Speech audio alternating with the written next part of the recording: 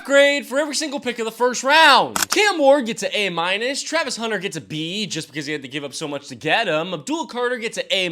Will Campbell gets a C+. Mason Graham gets a B+. Ashton Jeanty gets one of my only A+ in this entire draft. Mom Membo gets a B+. Tedero McMillan gets a B. Kelvin Banks gets a B- because the Saints should have traded down. Colston Loveland gets a C because taking him over Tyler Warren is absolutely insane. Mykel Williams gets a B-. And Tyler Booker gets a B+. Kenneth Grant gets a C+.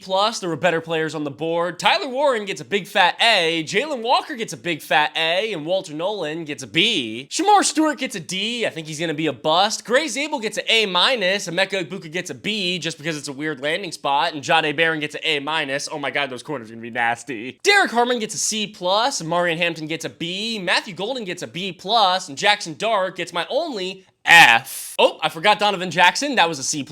James Pierce Jr. gets an A-. Malachi Starks gets my other A+. Tyleik Williams gets a C+. And Josh Connerly Jr. gets a B-. Maxwell Hairston gets a B. Jahad Campbell gets an A++.